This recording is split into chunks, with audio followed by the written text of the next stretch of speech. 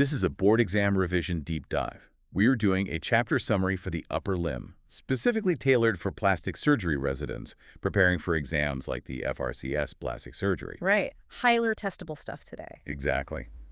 Now, before we begin, you need to head to medsynclimited.com to get the plastic surgery board exam revision ANKI deck. Yeah. It's a lifesaver. It really is. It contains over 7,000 questions arranged by topic, covering every single part of the plastic surgery curriculum. Which is huge for the boards. Totally. It turns your passive reading and revision into active recall. It's based on the textbook Keynotes in Plastic Surgery, and it is absolutely the go-to companion exam question guide for revision and for your exams. Yeah, you really can't prep without it. So let's jump straight into embryology. Oh, the fun stuff. Right. What are the three discrete cell signaling pathways that establish the three axes of limb development? And, how do they actually interact? Well, you have to break it down axis by axis. Because I like to conceptualize embryonic limb development like a 3D printer. Okay, I like that analogy. For that printer to build an arm, it needs exact X, Y, and Z coordinates. Right. Exactly. And a glitch in the code for any of those axes causes highly specific, very predictable structural failures. Yeah, so if we look at the Z-axis of that printer, the proximodistal axis, this determines how the limb differentiates from a shoulder proximally, all the way down to the fingers distally. Okay. The critical control center here is the apical ectodermal ridge, or the AER. The AER. Which is located right at the tip of the developing limb bud. The AER produces fibroblast growth factors, specifically FGF2, 4, and 8. So what happens if the printer glitches there? If the AER is resected or, it just fails, the result is a truncated limb. Ah, okay. And the timing of that failure dictates the severity. So an early failure stops the printer midway through the job. Which means you get a very proximal truncation. Exactly. Whereas a late failure might just affect the terminal digit. So the AER essentially pulls the limb out from the body. Basically, yes. What about the x-axis then? Like the radial-ulnar or anteroposterior plane? Right. That axis is controlled by the zone of polarizing activity, the ZPA. ZPA, got it. This is a cluster of mesenchymal cells located on the posterior margin of the limb bud. The ZPA produces sonic hedgehog protein. Shush. Right. Shh. It's the concentration gradient of shush that dictates whether you grow an ulna and a little finger on one side or, a radius and a thumb on the other. Wait, so high concentrations of shrish result in... High concentrations result in posterior, meaning ulnar, digit formation. Okay, but these axes don't operate in a vacuum, right? No, not at all. How do the AER and the ZPA communicate so the limb doesn't just, grow out of proportion? They are entirely interdependent, like full linked. Really? Yeah. The FGS produced by the AER are absolutely required to maintain the expression of sonic hedgehog in ZPA.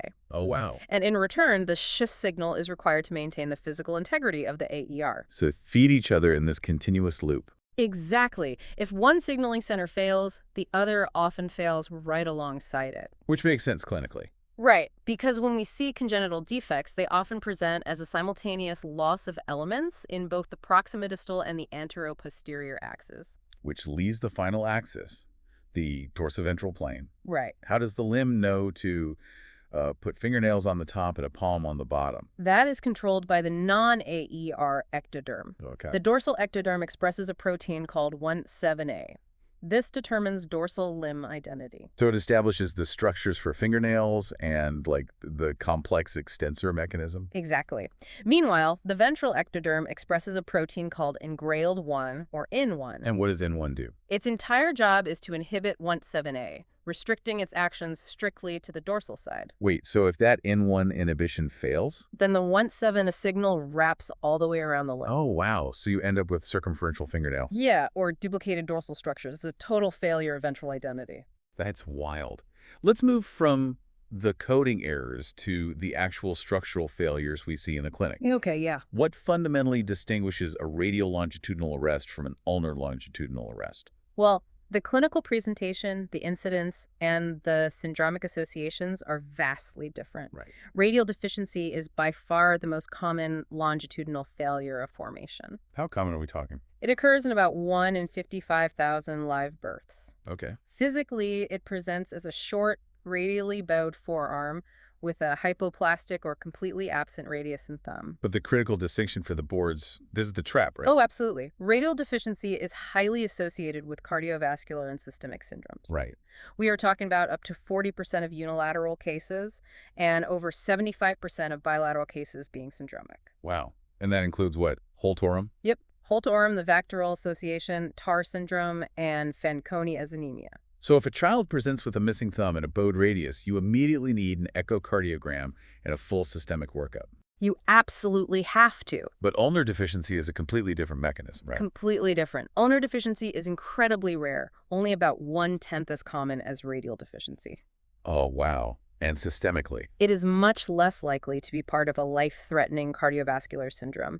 Instead, it's mostly associated with other musculoskeletal abnormalities. And biomechanically, they're opposites too. Exactly. In a radial deficiency, the patient's wrist is highly unstable because it lacks the radial pillar. But the elbow is relatively stable Right, but in an ulnar deficiency, the wrist is actually quite stable. because the radius is there. Right, but the elbow is profoundly unstable due to the missing ulnohumeral articulation. Okay, let me challenge you on a related congenital timeline. Sure. We are taught over and over that for elective pediatric cases, we prefer to wait until a child is at least 1 year old before performing surgery. Right, primarily for anesthetic safety. Exactly. But for syndactyly release, there is a strict exception. There is. Why is early surgery, before that 1 year mark, absolutely indicated for thumb index or little ring finger syndactyly? Doesn't that violate the anesthetic safety principle? It does, but it's a calculated risk based on the mechanics of differential growth rates. Okay, how so? The digits in the hand do not grow at the same speed. The length discrepancy between the thumb and the index finger, or between the ring and the little finger, is massive. Right, they're super different in length. So if those specific digits are tethered together by a syndactyly, the longer, faster-growing digit will bowstring the shorter one. Oh, I see. And the shorter one will tether the longer one. Exactly. As the child grows rapidly in those first few months, this tethering causes a progressive, fixed angular deformity of the bones and joints. So you literally cannot afford to wait for the 1 year mark in these specific web spaces. You can't. Or you risk permanent, irreversible skeletal deformation that a simple web release can no longer fix. Man. Okay, so that's how the hand is built and how it grows. Yeah. Let's talk about what happens when it gets violently taken apart. The trauma bay. Yeah.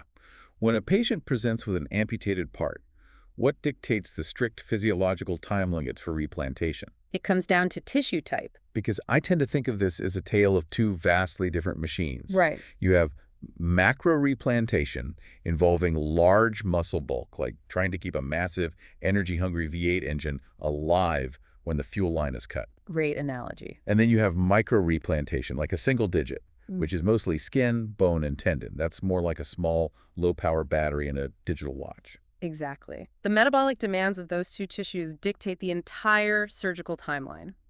So tell me about muscle. Muscle tissue is highly metabolically active. In macro replantation, for example, an amputation through the proximal forearm or the midarm, the muscle will undergo irreversible necrosis after just 6 hours of warm ischemia. Wow, just 6 hours. Or 12 hours of cold ischemia. But the real danger isn't just the tissue dying. Right, it's what happens when you plug it back in. Exactly. Because of that massive muscle bulk, when you finally reperfuse the limb, you are washing accumulated toxic metabolites. Like lactic acid? Lactic acid, severe potassium loads, and myoglobin directly back into the patient's systemic circulation. So if I just sew that arm back on and open the clamps, I'm pumping a lethal dose of potassium and acid straight into their heart. Exactly, which is why in macro replantation, you frequently must perform a toxic venous flush. How does that work? You reanastomose the arteries, but leave the veins open. Oh, I see. Yeah, letting that initial highly toxic venous return bleed out onto the drapes rather than entering the central circulation. Which means the patient will absolutely require a blood transfusion. Without a doubt. Furthermore, because that reperfused muscle is going to swell massively, prophylactic fasciotomies of the limb compartments are absolutely mandatory. Just to prevent immediate compartment syndrome. Correct. And micro-replantation entirely avoids that metabolic ticking time bomb. Yes, because digits contain virtually no muscle belly. They are composed of skin, bone, tendon, and neurovascular bundles. Which just don't need as much energy. Right. These tissues have an incredibly low metabolic demand. A severed digit can tolerate at least 12 hours of warm ischemia 12 hours warm. Wow. and up to 24 hours of cold ischemia. And because there's no muscle bulk breaking down, you don't get that same systemic toxic washout upon reperfusion. Okay, but ischemia time isn't the only deciding factor. No, it's not. What physical signs on the amputated part itself absolutely contraindicate replantation, specifically in messy avulsion-type injuries? We are looking for signs of extensive intimal damage. The being the fragile inner lining of the blood vessel. Right. In an avulsion where the part is pulled or torn off rather than cleanly sliced, that vessel is stretched far beyond its elastic limit. So what are the visual cues? There are two classic ones that warn you the vessel is beyond repair. The first is the red streak sign. Which is what exactly? Yeah. It's linear bruising tracking longitudinally under the skin directly over the neurovascular pedicle. Okay, and the second? The second is the ribbon sign, where the vessels themselves look like a coiled corkscrew. And if you see a ribbon sign under the microscope, why not just trim the vessel back a few millimeters and sew it together? You can't, because that corkscrew appearance means the intimal lining has been shredded far proximal and distal to the actual amputation site. Huh. If you attempt a microvascular anastomosis in a zone of intimal damage, the exposed subendothelial collagen will cause the vessel to immediately thrombose. So it'll just clot off every single time? Every single time. Got it. Now, my instinct when a hand is severely crushed or injured is to just lay it flat on a splint board and let all the joints rest completely slack. A lot of people think that. But I know that's a one-way ticket to a permanently stiff hand. Walk me through the exact math of the position of safe immobilization, the POSI, and why it is biomechanically required. So the POSI, which is also known as the intrinsic plus or Edinburgh position, dictates specific angles for the joints. What are the angles? The wrist is in 0 to 30 degrees of extension. The metacarpophalangeal joints, or MCPJs, are in 70 to 90 degrees of flexion. And the interphalangeal joints, the IPJs, are in full 0-degree extension. Why those exact angles, though? Why can't the hand just rest naturally? It is entirely about the behavior of the collateral ligaments. Okay, break that down for me. The head of the metacarpal is not perfectly round. It is shaped like a cam. It is wider on its volar aspect than on its dorsal aspect. Oh. So when you flex the MCPJ to 90 degrees, the collateral ligaments are forced to stretch over that wider volar portion, Bringing them to their absolute maximum length. Exactly. Conversely, down at the IPJs, the collateral ligaments are at their maximum length when those joints are in full straight extension. So if I splint the hand flat, the MCPJ ligaments are slack, and if the fingers are curled, the IPJ ligaments are slack. Correct. And when the hand is injured, edema sets in. Fibroblasts begin laying down scar tissue. Right. If a ligament is slack during this inflammatory phase, it will contract and fibrose in that shortened position. So when you finally take the splint off weeks later, The patient physically will not be able to flex or extend those joints because the ligaments have shrunk. wow, so splinting in POSI guarantees the ligaments heal at their absolute maximum stretched length. Yes, preventing joint contracture. Okay, so we've saved the mechanical pulleys by splinting in POSI. But none of that matters if the electrical wiring is dead or compressed. Very true. How do we clinically differentiate a high median nerve compression, like pronator syndrome, from the classic carpal tunnel syndrome? This is a classic diagnostic trap. Right, because both present with a patient complaining of a numb, aching median nerve distribution in the hand. Exactly. But there are three critical differentiators. The first is sensation in the palm. Okay. In pronator syndrome, sensation over the thenar eminence is altered. In carpal tunnel syndrome, palm sensation is entirely spared. Let me clarify the anatomy there. That's because the palmar cutaneous branch of the median nerve branches off proximal to the carpal tunnel, right? You got it. It physically jumps over the transverse carpal ligament, so it never gets squeezed in the tunnel. Exactly. If the palm is numb, the compression has to be higher up the arm before that branch splits off. That makes perfect sense. Mm. What's the second differentiator? The Tennel sign. A patient with pronator syndrome will have a negative Tennel sign at the wrist, but they may have a positive Tennels when you tap over the proximal volar forearm. Where the pronator teres muscle sits. Right. And the third and probably most functionally critical difference is nocturnal waking. Ah, patients with carpal tunnel are always shaking their hands out at 3 a.m. Yes, because when we sleep, we naturally flex our wrists, which drives up the pressure inside the carpal tunnel, compressing the nerve and waking the patient up. But pronator syndrome. Pronator syndrome compression is tied to active mechanical forearm pronation during the day.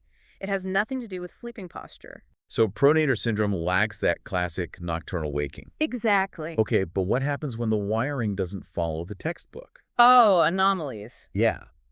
How do anomalous nerve communications act as secret backdoor networks that completely confuse a clinical examination? There are 4 classic anastomoses, or connections, that allow nerve fibers to essentially hitch a ride on a different nerve cable. Okay, let's hear them.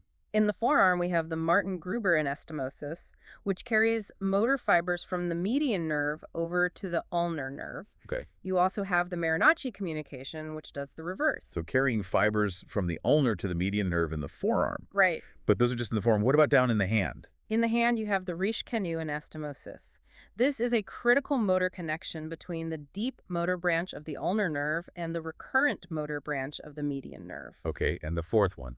Finally, there is the Berrettini branch, which is a pure sensory connection in the superficial palm between the ulnar and median nerves. So practically speaking, I could be looking at a patient in the trauma bay who has a complete, visibly severed median nerve at the wrist, yet they can still perfectly oppose their thumb. Precisely. And that examiner might incorrectly document that the median nerve is intact. Wow. In reality, the motor fibers for thumb opposition took the ulnar nerve highway down the forearm. Via a Martin-Gruber anastomosis. Right. Bypass the injury at the wrist and cross back over to the thunar muscles via a Reich-Canu anastomosis in the palm. Exactly. It's a total trap. Let's scale up to the main breaker box, the brachial plexus. Always a fun topic. Yeah, this brings us back to that mind-bending concept from earlier.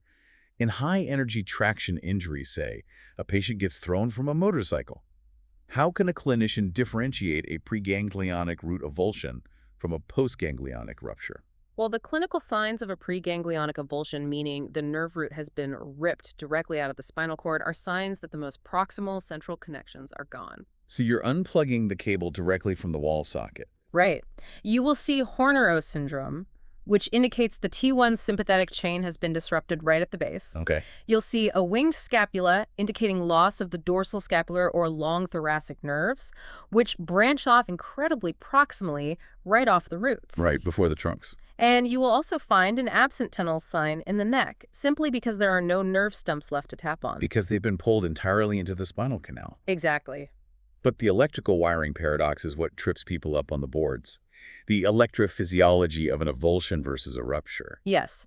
This hinges on the concept of Wallerian degeneration and the location of the dorsal root ganglion, or the DRG. Okay, walk me through that. In a preganglionic injury, the nerve root is torn out of the spinal cord, but the tear happens proximal to the DRG. Right. The sensory cell bodies live inside that DRG, which sits just outside the spinal cord. Because the tear is central to the DRG, the peripheral sensory axon is still physically attached to its cell body. Therefore, the axon does not undergo Wallerian degeneration. Exactly. If you stimulate that nerve in the arm with an EMG probe, the sensory nerve action potential, the SNAPs, are fully preserved. It conducts electricity perfectly. Yet the patient can't feel a thing. The patient is completely insensate in that dermatome because the DRG has been physically disconnected from the brain and spinal cord. The signal travels up the arm and it's a dead end. Right. In contrast, in a postganglionic rupture, the tear is distal to the DRG. So the peripheral axon is separated from its cell body. Exactly. It quickly undergoes Wallerian degeneration, and the SNAPs disappear entirely on an EMG. That is such a high-yield concept. Yeah. Okay, let's transition from the electrical cables back to the motor cables. Tendons. Tendons. For flexor tendon repairs, specifically in zone 2 of the hand, what causes the quadriga phenomenon and how do surgeons avoid it? The quadriga phenomenon is a devastating biomechanical complication. It's caused by overshortening a flexor digitorum profundus, or FDP tendon, by more than 1 centimeter during a surgical repair. The name comes from the Roman chariot, right? Drawn by 4 horses abreast. Yes. The 4 FDP tendons that go to the index, middle, ring, and little fingers do not have separate muscles. Wait, really? Yeah. They all share a common single muscle belly in the forearm. So it's literally like a team of 4 horses, all tethered to the exact same yoke. Yes. If you suture one tendon too tightly, resecting too much of it, that tendon becomes physically shorter than the other 3. Right. When the patient tries to make a fist, That single shortened tendon will reach its maximum tight excursion and physically halt the muscle belly's contraction before the other three normal tendons have been pulled fully. Because they are yoked together, restricting one restricts them all. Exactly. The patient ends up with an inability to make a full fist. The other three fingers will just stop midair, resulting in a globally decreased grip strength. So how do you avoid it? You avoid it by meticulously ensuring you do not resect excessive tendon during your core suture repair. And 1 centimeter is the absolute limit. 1 centimeter is the limit. Got it. Now, when a nerve is permanently lost and the muscle it supplies wastes away, we can't fix the wiring, so we rely on tendon transfers. Right. We take a working tendon and move it to a new location. What are the strict Apostle E criteria a donor muscle must meet? Because I frame this as hiring a new employee for a highly specific physical job. I love that. So, APOSTLE is the acronym for the non-negotiable biomechanical rules of tendon transfers. Let's break it down letter by letter. Okay, A is for amplitude. The donor muscle must naturally possess the physical excursion required for its new job. For example. Finger extensors need about 5 centimeters of excursion to fully open the hand. You cannot hire a muscle that only moves 2 centimeters to do a 5-centimeter job. That makes sense. And P is for power. Right. The donor muscle must be a Medical Research Council grade 5 out of 5. But why does it have to be perfectly strong? Why not a grade 4? Because every transferred muscle will reliably drop at least 1 full grade of power. Just from the surgery. Simply due to the trauma of being surgically mobilized, devascularized, and healing in a new bed. If you start with a grade 4, you end up with a grade 3, which is non-functional against gravity and resistance. Wow. Okay. What about O? O is for 1 function.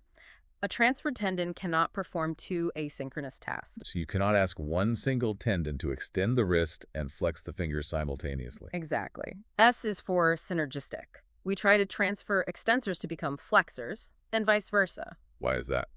Well, think about it. When I normally flex my fingers to grip something hard, my wrist automatically fires its extensors to stabilize the joint in slight extension. So transferring a wrist extensor to become a finger flexor taps into that pre-existing neurological map in the brain, right? Exactly. It makes postoperative motor re-education and rehabilitation significantly easier for the patient. Brilliant. Okay, L. L is for line of pull. The transfer must be routed as straight as anatomically possible. Because of friction. Right. Every time you force a tendon around a fascial pulley to change its direction, you sacrifice a massive amount of mechanical advantage and power due to friction. And finally, E. E is for expendable. The donor muscle must not cause a new crippling functional deficit when you harvest it. So you never steal a wrist extensor if it is the only muscle keeping the patient's wrist from dropping. Exactly. First, do no harm. Right. So we've covered acute trauma, severed cables, and swapping tendons. Let's look at what happens when the anatomy slowly turns against itself over time. The acquired pathologies. Yeah. In Dupuytren's disease, what are the exact anatomical danger posed by the spiral cord? The spiral cord is the most dangerous structure in Dupuytren surgery. Why is that? It is formed by the pathological contraction of 4 distinct normal structures. Which are? The middle layer of the protendinous band, the spiral band, the lateral digital sheet, and Grayson's ligament. Okay, so in a normal, healthy finger, the neurovascular bundle runs safely deep and central. Right.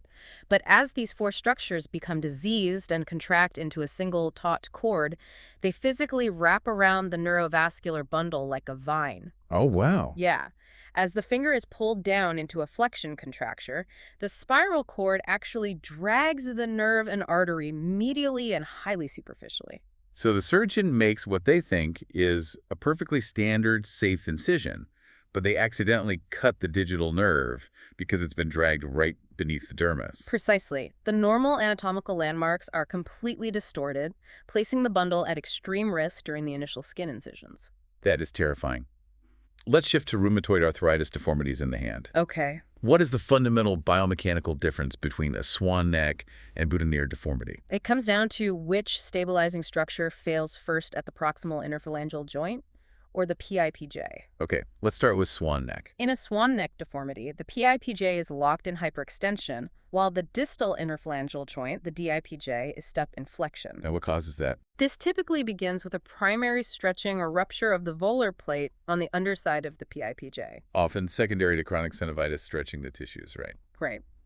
Without that strong volar tether, the PIP joint snaps backward into hyperextension. And a boutonniere deformity. A boutonniere deformity is the exact mechanical opposite. The PIPJ is flexed and the DIPJ is extended. And how does that start? This starts when rheumatoid synovitis erodes and disrupts the central slip of the extensor tendon on the dorsal side of the PIPJ. Okay, so without that central slip holding them in place dorsally. The lateral bands of the extensor mechanism slide volarly, dropping below the axis of rotation of the PIP joint. Ah, I see. So instead of extending the joint, those lateral bands now act as flexors, pulling the PIPJ down while simultaneously pulling the DIPJ up into rigid extension. Fascinating. Finally, let's look at the wrist. What is Kinbox disease, and what specific anatomical variance predisposes a patient to it? Kinbox disease is the avascular necrosis, meaning the ischemic bony death of the lunate bone. Which sits right in the middle of the proximal carpal row. Right. Its mechanical etiology is highly associated with a radiographic finding called ulnar minus variance, or negative ulnar variance. And that means the ulna bone in the forearm is anatomically shorter than the radius at the wrist joint. Yes. So if the ulna is too short, it doesn't adequately support the medial side of the carpal bones. Exactly.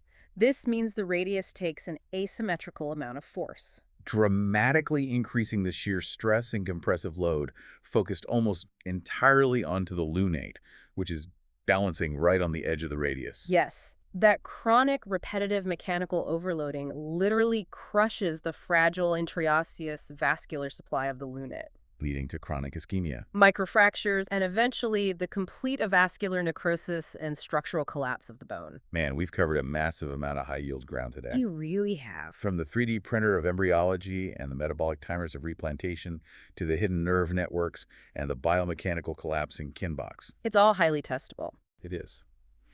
Now, I want to leave everyone with a provocative thought that builds right off that last point. Oh, this is a good one. The text mentions a high-level surgical salvage concept for advanced Kinbox disease, where the lunate is completely dead and collapsed. Right. Instead of just fusing the wrist or using a synthetic implant, you can actually replace the dead lunate bone by harvesting the patient's own pisiform bone. Which is just sitting right nearby on the ulnar side of the wrist. Exactly. You transfer it into the empty lunate space, keeping its native vascular pedicle perfectly intact. I want you to consider how manipulating local vascularized bone anatomy like that can literally outsmart a vascular necrosis by bringing a live, bleeding bone into a dead space. It's incredible biomechanical engineering. It really is. Drop down into the comments and let us know your thoughts on that, or leave any questions you have on the material we covered today.